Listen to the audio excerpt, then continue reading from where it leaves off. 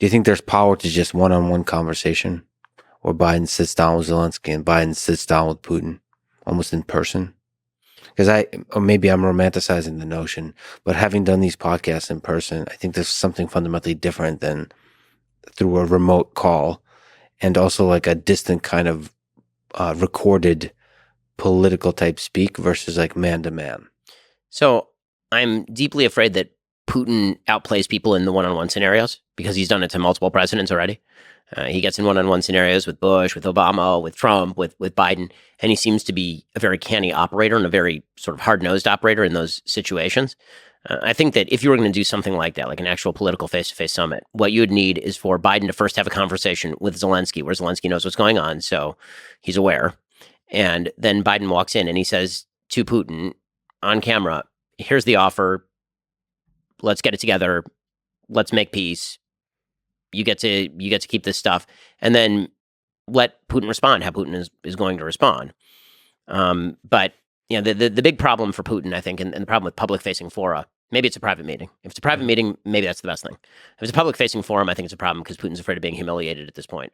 If it's a private meeting, then sure. Except that again, I wonder whether when it comes to a person as canny as Putin, and to a politician that I really don't think is a particularly sophisticated player in Joe Biden. And again, this is not unique to Biden. I think that most of our presidents for the last 30, 40 years have not been particularly sophisticated players. I think that's a risky scenario. Yeah, I still believe in the power of that, because otherwise, I don't know. I don't think stuff on paper and political speak will solve these kinds of problems, because from Zelensky's perspective, nothing but complete victory will do. Right. As a nation, his people sacrificed way too much, and they're all in. And if you look at, because I traveled to Ukraine, I spent time there. I'll be going back there, hopefully also going back to Russia. Just speaking to Ukrainians, they're all in. They're all in.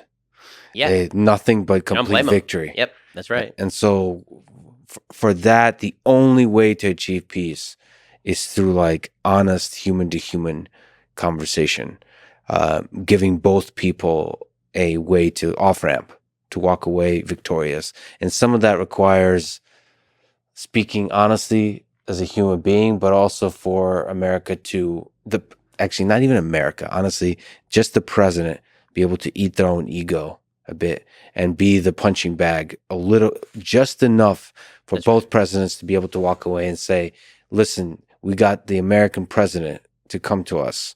And I think that makes the president look strong, not weak. I mean, I agree with you. I think it would also require some people on the right, people like me, if it's Joe Biden, to say, if Biden does that, I see what he's doing and it's the right move.